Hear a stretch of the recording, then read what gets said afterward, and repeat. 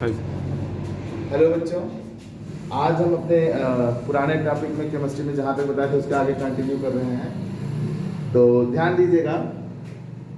दूसरा था फेन प्लवन विधि, जिसको हम लोगों ने पिछले वीडियो में थोड़ा सा स्टार्ट किया था। तो इस विधि से हम सल्फाइड अयस्क का ही शुद्धिकरण करते हैं। किसका शुद्धिकरण करते हैं? सल्फाइड अयस्क का ही शुद्धिकरण करते हैं, अन्य का नहीं। तो क्योंकि सल्फाइड अयस्क क्यों ऐसा किया जाता है कि सल्फाइड अयस्क का यूज करते हैं? क्योंकि सल्फाइड अयस्क क्या होते हैं? हल्के होते हैं और अशुद्धियाँ क्या हो जाती हैं? भारी हो जाती हैं। तो अशुद्धियाँ क्या होती हैं? नीचे बैठ जाती हैं और सल्फाइड अयस्क फेन के रूप में ऊपर आ जाते हैं। उनको हम हाथ से साफ करके अलग कर लेते हैं। ठीक है ना?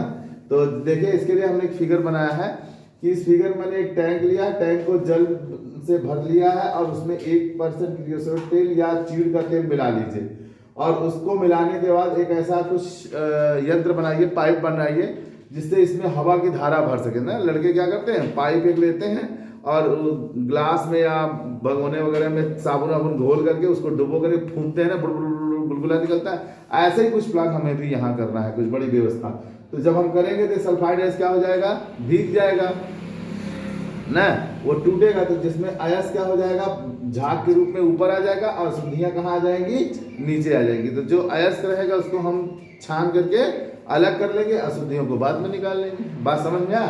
तो इस विधि का इसमें हमने प्रयोग किया, जिसमें यही लिखा है कि बारीकी से अयस्क को एक टैंक में डालकर उसमें 1% क्रियोसेट का तेल या चीड़ का तेल डालकर वायु की प्रबल धारा प्रवाहित करते हैं ना। वायु की प्रबल धारा, वही जो फूकने वाली बात हमने बताया, जिससे सल्फाइड अयस्क के कण तेल से भीगकर झाग के रूप में ऊपर आ जाते हैं, जबकि अशुद्धियां नीचे बढ़ जाती है। अब इस विधि द्वारा हम किसका किसका शुद्धिकरण करते हैं? लेड का करते हैं, सिल्वर का करते हैं, कॉपर करते हैं और जिंक के अयस्क का साधन करते हैं। बात समझ में आ रही है?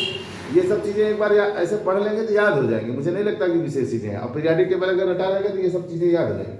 चुंबकीय पृथक्करण विधि, वैसे मतलब जैसे आप लोगों ने पुरानी फिल्में देखा, मेरे देश की धरती सोना हो गए, या उसका मनोज कुमार लोगों का फिल्म देखे ना, जिसे धीर वो आता है ना, कौन सी फिल्म थी? पूर्व पश्चिम नहीं, पूर्व पश्चिम, मदर इंडिया वगैरह फिल्म देखिए।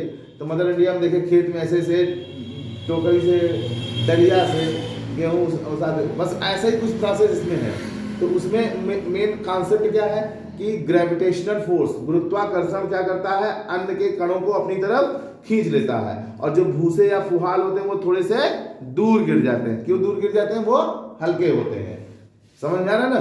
तो ऐसा ही हम यहाँ पे करते हैं चुंबकीय प्रोसेस में। इसमें 2 रोलर लगाते हैं, बारीकी से अयस्क को उस हापर लगाते हैं। ये हापर रहता है जिसमें रखा जाता है, गांव में इसे क्या कहते हैं? डाला, जिसमें गेहूं डाला जाता है चक्की पे। क्या बोलते हैं इसको? डाला, बाक्स, ऐसा डाला बोलते हैं। और इसको हम केमिस्ट्री में हापर बोलते हैं। हापर में बारीकी से अयस्क को डालते हैं रोलर के पट्टे पर, ये आगे बढ़ता है। यहाँ बड़ा सा एक चुंबक रख देते हैं। चुंबक क्या करता है? जैसे ही बारीक पिसा अयस्क चुंबक, वो जो अयस्क रहता है उसमें थोड़ा चुंबकीय गुण रहता है, उसको खींच लेता है, यहाँ रह जाते हैं। और जो हल्के अशुद्धियां रहती है, अनचुंबकीय पदार्थ रहते हैं, वो थोड़े से दूर जाके गिर जाते हैं।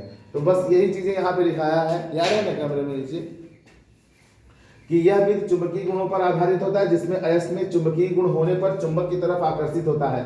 पिसे अयस्क को एक घूमने वाले चुंबकीय रोलर पर लगे पट्टे पर डालते हैं और चुंबकीय पदार्थ को रोलर के समीप, अनचुंबकीय पदार्थ रोलर से दूर एकत्रित हो जाते हैं। ठीक है ना? इस विधि से हम लोग किसका? टिन का और आयरन के अयस्कों का शुद्धिकरण करते हैं, टिन, Sn। ठीक है ना? अब आता है निस्तापन, जिसको हम लोग कैल्सिनेशन कहते हैं। तो सांद्रित अयस्क को उसके गलनांक के नीचे, सांद्रित अयस्क को उसके गलनांक के नीचे क्या करना है? उच्च ताप पर वायु की अनुपस्थिति में, यहां पर यह बात याद रखना है, निस्तापन और भर्जन में अभी देखेगा एक ही शब्द का अंतर होगा। वायु की अनुपस्थिति में गर्म करते हैं, अयस्क कैसा हो जाता है? सरंध। सरंध मतलब पोर, मतलब उसमें छोटे छोटे छिद्र बन जाते हैं। क्यों बन जाते हैं? क्योंकि उसमें जो उपस्थित नमी रहती है वो वाष्प बन करके क्या हो जाती है? उड़ जाती है। तो नमी, जैसे हलवा बनाया है, कढ़ाई में हलवा बनाया है, तो जब हलवा बना रहे तो पुट पुट पुट पुट बोलता है, उसमें क्यों पुट पुट बोलता है? उसके वाष्प या पानी जो होता है भाप के रूप में क्या होता है? नीचे से निकल के बाहर जाता है। इसीलिए जब आप हलवा को छोड़ दीजिए, देखिए उसमें छिद्र उद्र बना रह जाता है ना, कहीं कभी बना रहता है, नहीं रहता? ठीक, बनाना अगर जो जानते होंगे जानते होंगे। तो दूर हो जाती है और धातु ऑक्साइड प्राप्त हो जाते हैं। इसका प्रयोग हम ऑक्साइड, हाइड्रोक्साइड व कार्बोनेट अयस्कों के साथ के साथ प्रयुक्त किया जाता है, मतलब उनको शुद्ध करने में किया जाता है। जैसे देखिए हम हेमेटाइडाइस किए हैं, इसका अगर हम सांद्रण करते हैं तो निर्जल फेरिक ऑक्साइड प्राप्त होता है। जैसे देखिए ये है, निस्तापन किया, फेरिक ऑक्साइड मिल गया और पानी वाष्प के रूप में लग गया। इसी तरह से बॉक्साइड है Fe2O3 2H2O, तो उसका भी आप सांद्रण करेंगे तो एल्यूमिना मिल जाएगा और पानी वाष्प के रूप में निकल जाएगा। तो यहाँ तक हमारे वीडियो में आज हुआ। आगे के वीडियो में हम आगे चीजें देते रहते हैं। धन्यवाद बच्चों।